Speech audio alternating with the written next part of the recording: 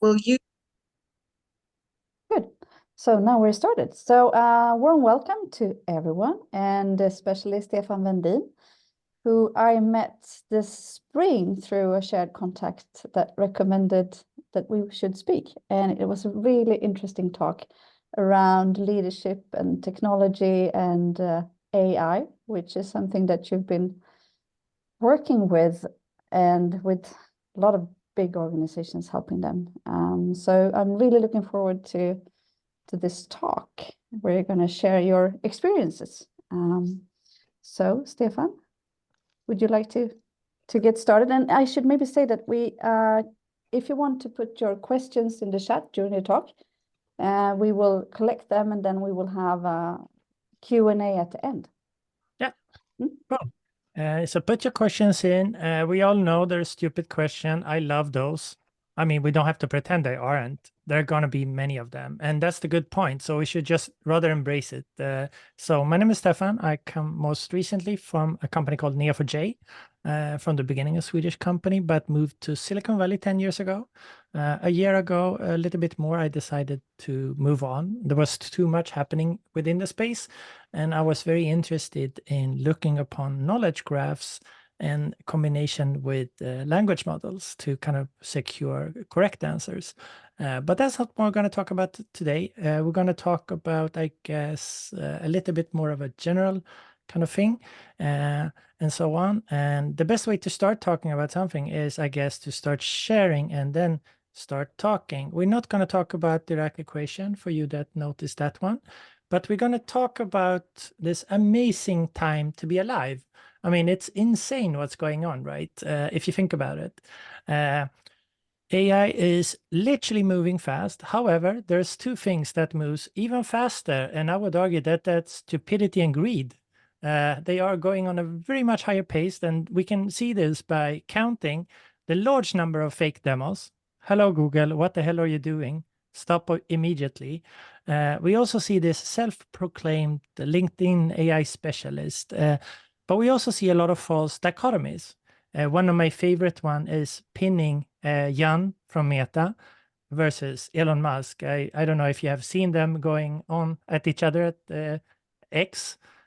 It's ridiculous, to be honest. I'm like, this is supposedly to be like some of the smartest people in the world, and they behave like in kindergarten. So I think that's interesting, but this is somewhat a dangerous soup. So very often when we do this, we talk about these things, right? We talk about when will we reach AGI? Will AI take our jobs? And then we have this battle of these two giants. And is it just me, but does this feel like a Groundhog Day, anyone? It's just like, it's on repeat. It's just going. We change a word, we find a new trend, and we repeat this. So, I mean, let's just break it down and see. We have the CEO of NVIDIA, which did this quote, which is overly shared, I would argue. So AI is not going to take your jobs. The person who uses AI is going to take your job. You guys agree with that? I would say, again, this is a very oversimplification. Of course, AI will take your job. It should. Why shouldn't it? It always happens. So, I mean, the reason for him saying so, I would argue, is look at the stock. The only thing that seemed to be able to stop NVIDIA now would be actually global regulations. And then on the other side, we have this so-called expert of everything. And I usually say that claiming expertise in AI by only teaching ChatGPTing, if that's a word, we start to become one at least, is like declaring oneself a chef after mastering the microwave. Generative AI and ChatGPT specifically is a very tiny part of what's going on in the AI space. And I think if we then double click and look on this, it's very simple to go back to this classical kind of thing. If it sounds too good to be true, then it probably is, right? So I usually think about these questions a lot, and I don't really understand why we should be able to explain AI. Isn't the role of AI to comprehend and identify patterns beyond our capability? Why would we want to build a replica about ourselves? Why should we then compete again against ourselves?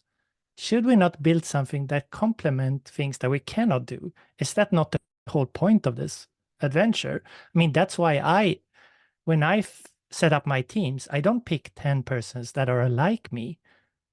I pick different persons because then we can have this kind of idea of kind of combined synergies, right? We all know this. If you have 10 of the same, you're just going to have more of the same. We want to have different perspectives. So I would encourage you, instead of trying to explain AI, try to look upon how we change by looking upon technology. And I usually use Excel here. So this is my first thing. So we have the chat, right? So I will ask you very simply, who of you in the chat, a raise of hands. So you can just say yes if you like Excel. You just type yes now, so we can see that. And then let's see, do you like it or not? Oh, there's some people there. Yeah, cool. And who dislikes it? You type no. It's horrible. Very good. Was it hard for someone? Sometimes, yeah. We always have a Swedish version in there.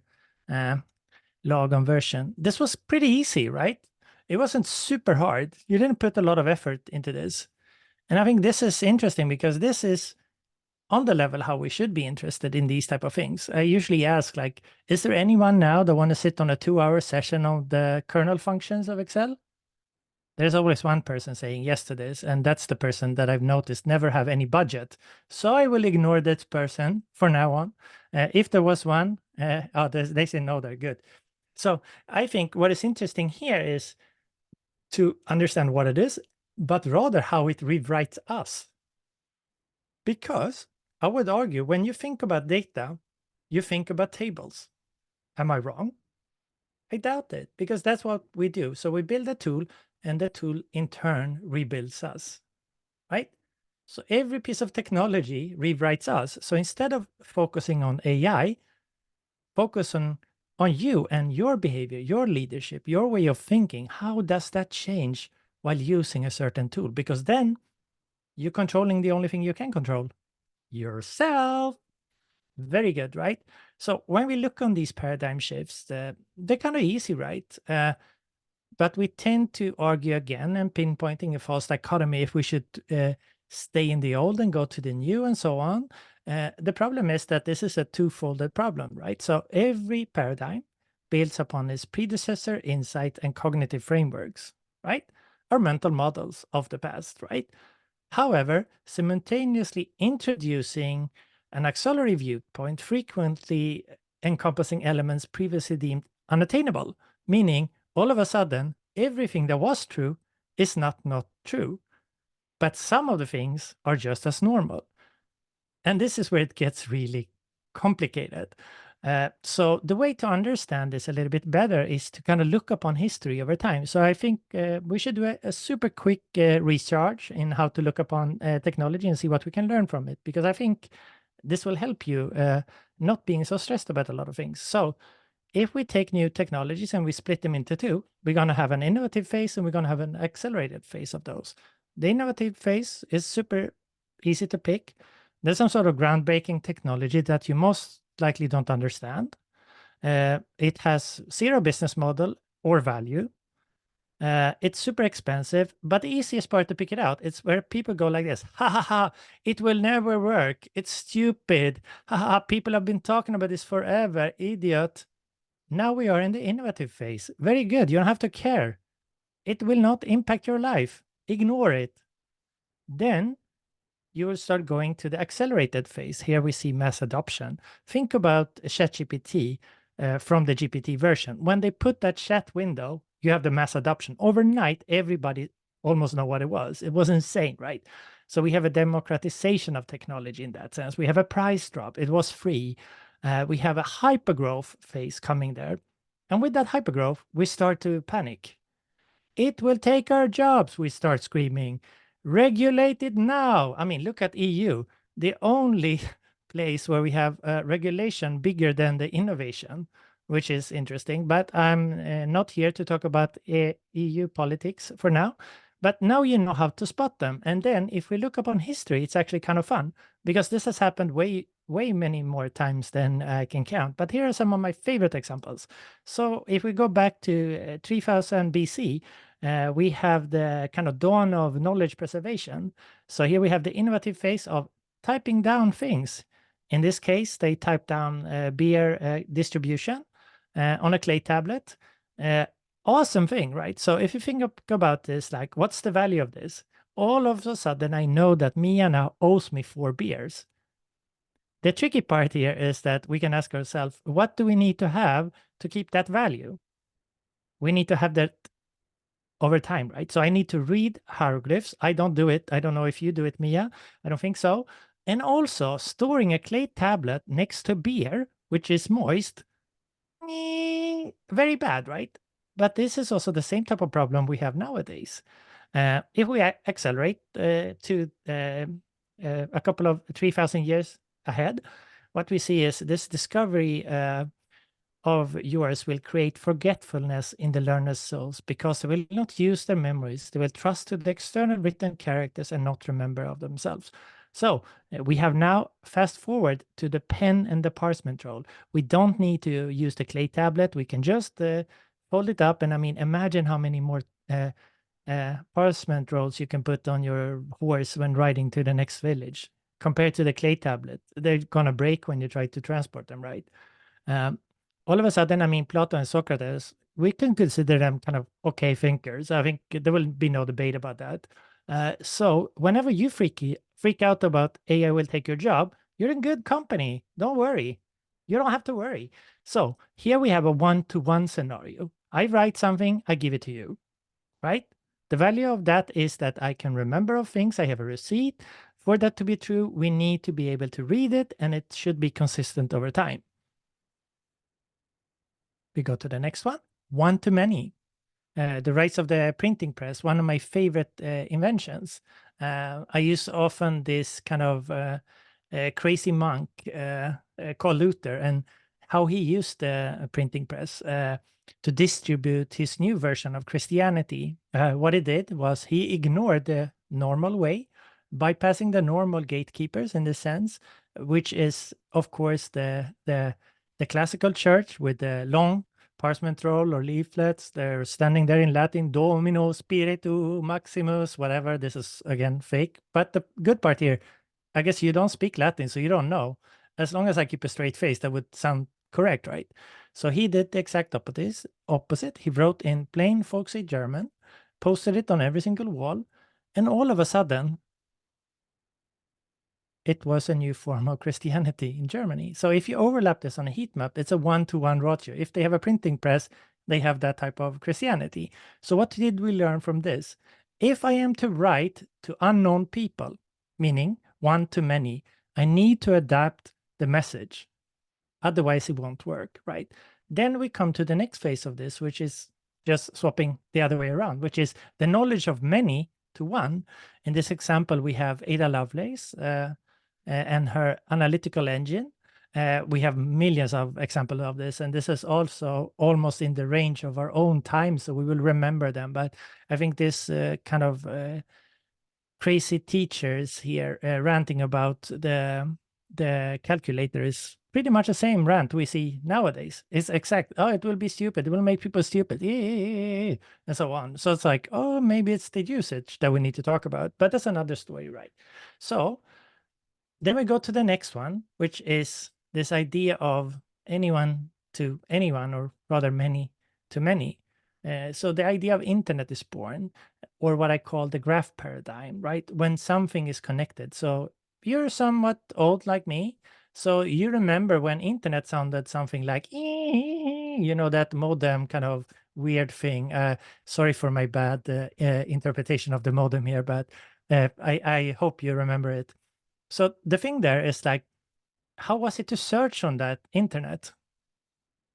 Because you didn't really do it. There was Alta Vista, Lycos, and so on, but it didn't really work because it was a manual process based on keywords. Imagine that there's a person updating internet in the morning so your links works. That's the most ridiculous idea I ever heard, right?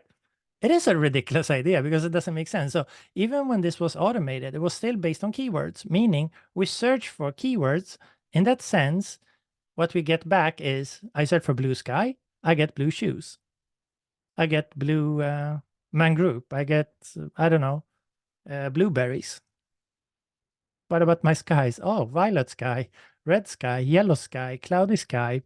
And that's the problem. It's not kind of working in the way. So what Google did when they invented PageRank in 1996, or Larry Page and Sergey Brin did, I think they weren't calling it really Google at the time, but the foundation of that is that it says that if, in this example, B is the biggest circle, right? So if B is important, because it has a lot of incoming links, and B links to 1, which is C, B can give a lot of its popularity to C. Meaning, the classical example of this is, me in school. I was a super introverted nerd that liked Star Wars and math.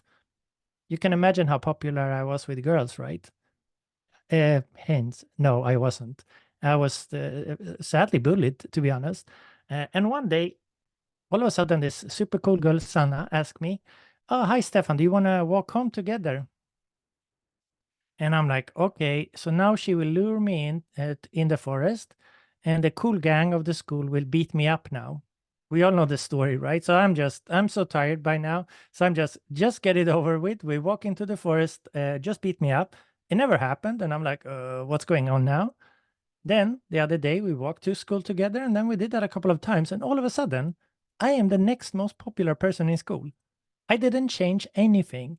However, her popularity, saying I was cool, made me also cool. Not as cool as her, but almost. So this is what they did to internet, meaning we start to see paths, we start to see clusters, we start to see centralities. So this is an algorithm sitting within the centrality family, meaning it gives us importance of things rather than just keywords.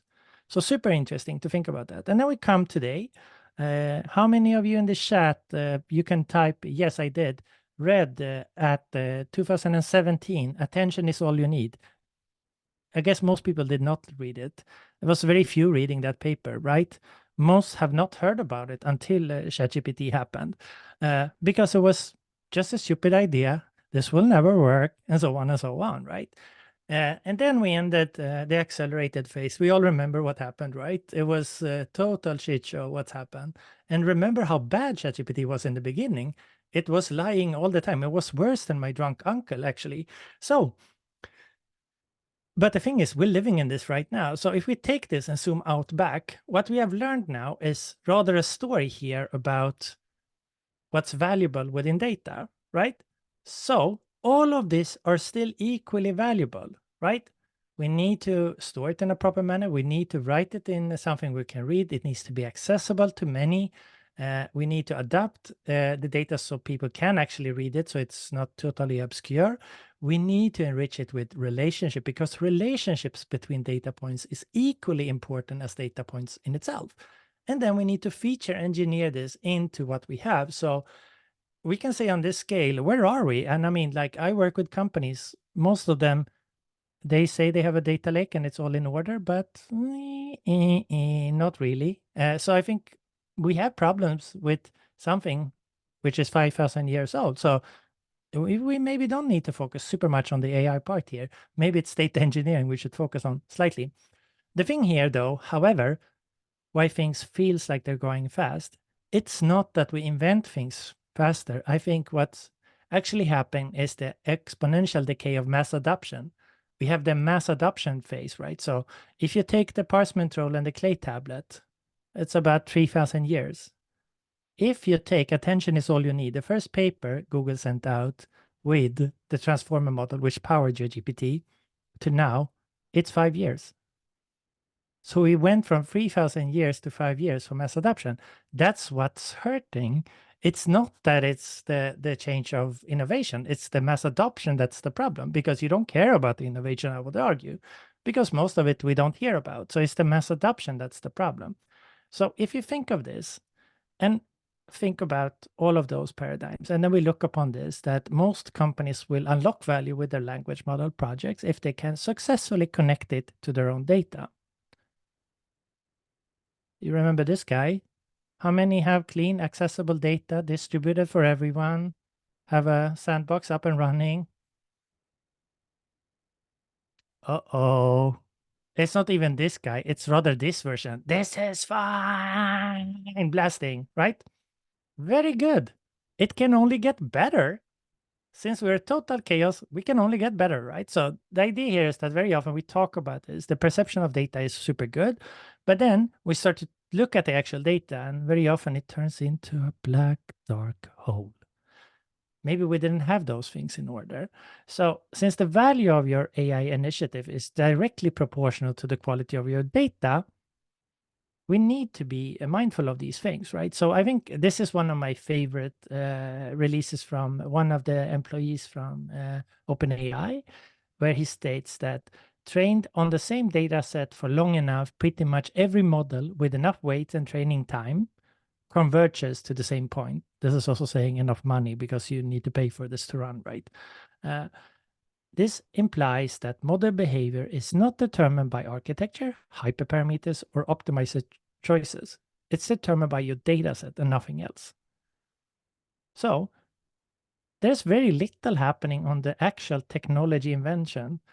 Most of what's happening now is on the data side, which is pretty interesting. We have pretty much the same architecture on most of these big models. So they have all converged into one thing, right? But what is the secret sauce here is data.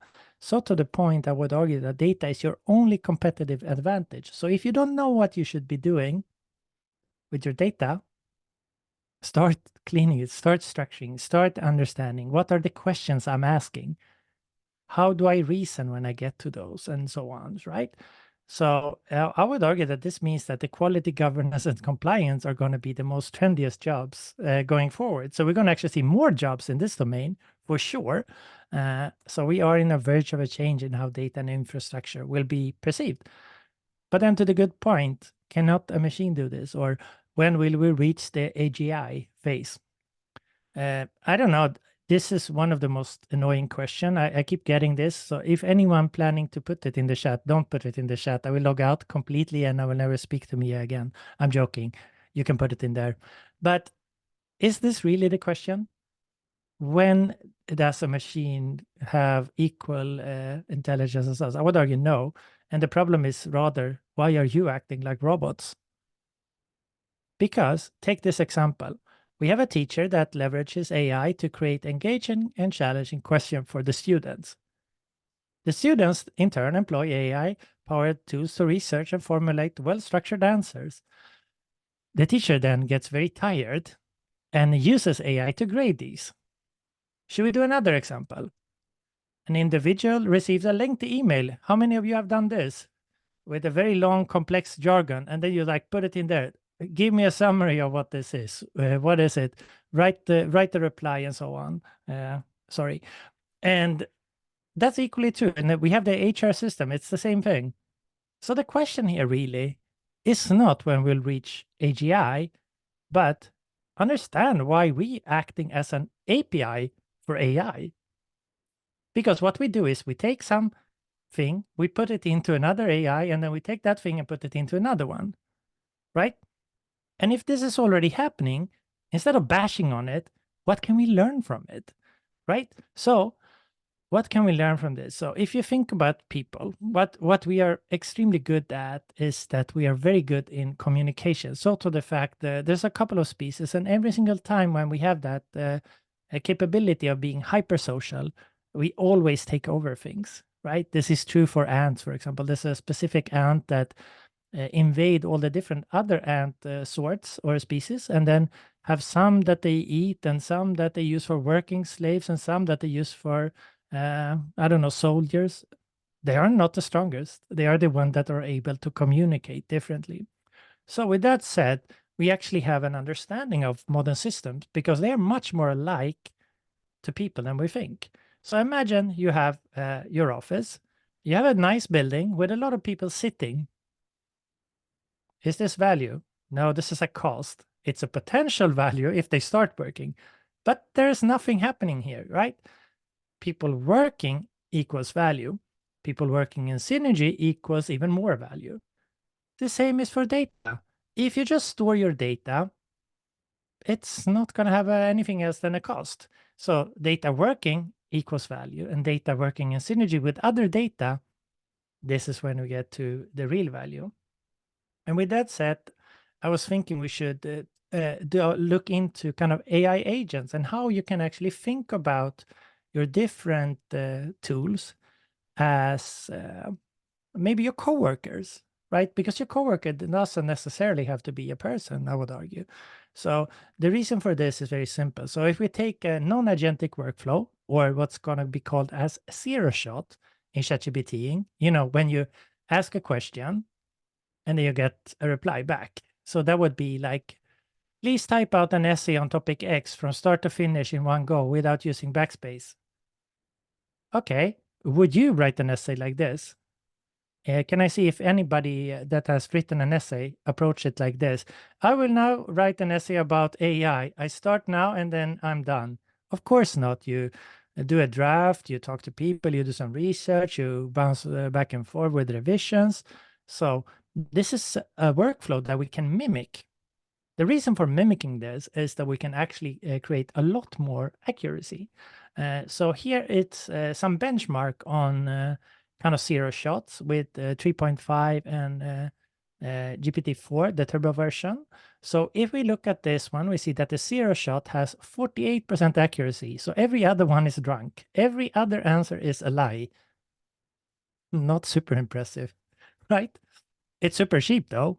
And we look at GPT-4, it has a 67% accuracy, which is fairly good.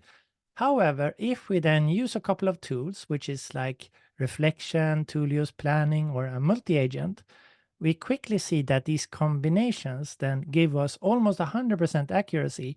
So it means that you can run GPT 3.5, which costs nothing, by the way, and still get much better result than you can with the GPT-4, which is pretty cool. So I thought I should spend a little bit time on this.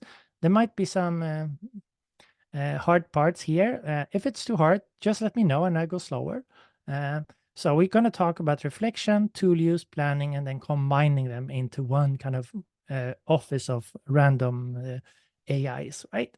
So, for example, for a coding task here, we have a left and right-sided brain. One is the one writing the code, and the other one is the one critiquing the code. So what we're going to do here is, so write the code for this, and then the right side here says, there's a bug on line 5, fix it by XYZ, and then write the new version. It failed unit test 3, try changing XYZ. This is exactly how you would work, right? So if you write code, this is you going to GitHub and stealing other things, or pinging your senior friend or some other person's like, what the hell should I do here? So this is a very interesting way to increasing already your accuracy. I think you should implement this already. When you get a reply, ask it to be a critic of its own work and see for improvements and add those and figure out how to kind of tune that part. What you can also do is you can split them apart into different ones. If you, for example, use GPTs in the OpenAI suite, you can have one which is like the writer and one is the reviewer, for example, or the code critic. So split them and give them similar ones. This is actually easier to handle for a lot of people. And if you don't know this, an easy way in the window is that you can actually call on your GPTs by just using the @ sign. So @ and then will come up all of the ones that you have bookmarked, so you can call on yourselves and others, and then combine them in one flow. The other one is tools. What happens if we ask a language model which is based on similarities to compute 1 + 1? Which number is most similar to 1 + 1? 11. Is that good math? No, that's horrible math, right? So what we often do is then that we build tools using other things. And then we use something which is a function calling or a tool calling, meaning the language model calls for a specific tool. If I want to do the Dirac equation here, for example, I can set that up and I run that in Python, and then I will validate my math that actually the math is mathing, as you say, and so on. So that's also one way of thinking about it, right?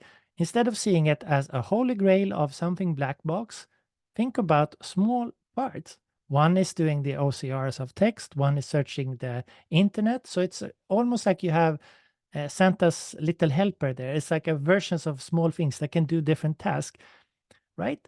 Because with that, we can then start planning. So if we take this fairly stupid example, which has this request: generate an image where a girl is reading a book and her pose is the same as the boy in the image. Then please describe the new image with your voice. So we have a picture. We use open pose to do a pose determination. We get the result. We put that pose determination into the next model where we do pose to image. So we generate now an image with that pose. Now we use image to text. So now we have a text, a girl sitting on a bed reading a book. And now we use text to speech. So here we use 4 different models to do something that seems impossible to do.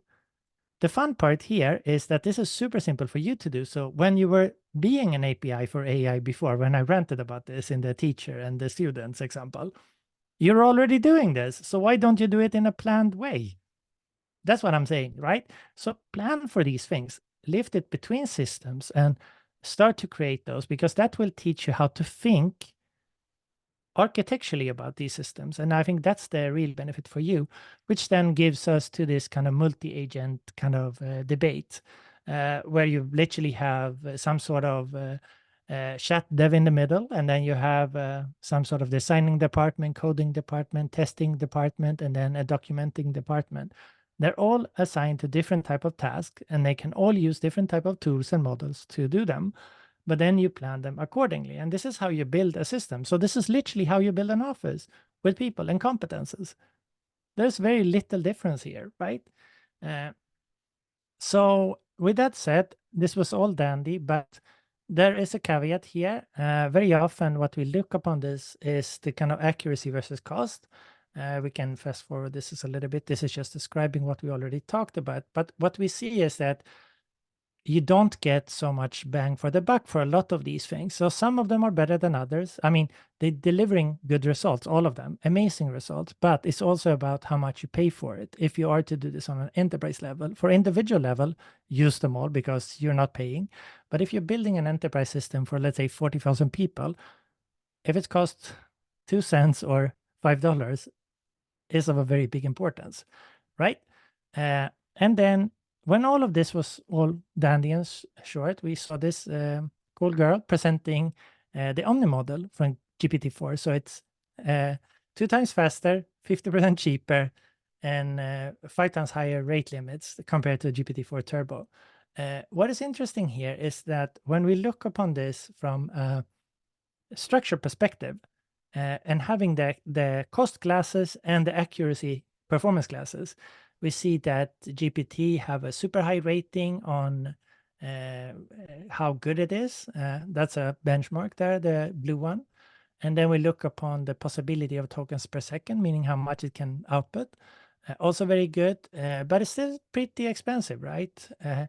So with that said, what we can do is we can actually combine these. So I did it for you to figure out which model you should use. And if it was any doubt, GPT-4 Omni comes out as a clear winner. It's the most bang for buck compared to accuracy and that. So I think that is one of the things that seemingly good. It's yet not available, I think, in Europe if you're doing this on an enterprise scale, and so on. Another thing which we can actually look upon is this. I don't know if you saw this, but this is kind of a benchmarking thing. And all of a sudden, there was this kind of new model showing up. I'm also a good GPT chatbot. And we're like, what the hell is this? One crushing all of the benchmark. And this happened to be the Omni model, right? So it's a lot better than all the other ones. However, why on earth would OpenAI give out the best model in the world available free for all users? Why? The same reason that Apple is now putting OpenAI in there, or they want to put it in there, right? This is 2 of the funny memes that I found on this topic. Because if it sounds too good to be true, it probably is, right? So the secret sauce in these Omni model is that it does post-training, meaning that what it does is that it actually alters what it already have been trained on. So this is something that we work a lot with. So instead of trying to add more data, meaning other books, other PDFs, other things. What we look is rather that we look upon these kind of feedback loops of how people use it. So the real value emerges as many people use it, and observing their usage over time and those patterns. Sorry. Yeah, the pollen got me there. I'm trying to keep away from it, but it was 36 minutes in and that was very hard. So I'm back again. So uh, observing their usage patterns allows for continuous improvement over time, right? Which then gives us these kind of agentic feedback loops that then can help us organize and restructure data outputs over time. So now we have done this. So now we come to you and how you can act on this. So very often we can say that we have some sort of event. We have this kind of event horizon, not the physical one that we're going to talk about. So in the beginning, we have very little information. At the end, we have a lot of information, but the room for action, because everybody else have more information, decreases, right? So there's a sweet spot in the middle of the art of knowing enough. And you need to figure this one out.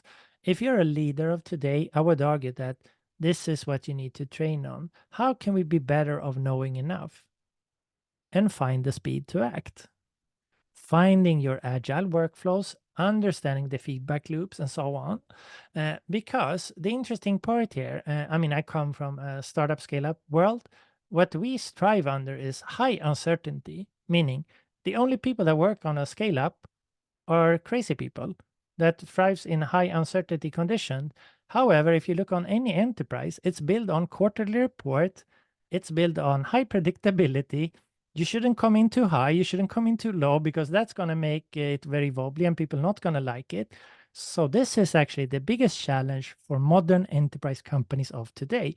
What we need to do is go from having a lot of people that strive under high predictability to find ways of working under high uncertainty and combine these. This is the number one challenge. It's not about AI, it's about leadership, it's about building organization, it's about working together using technology, right?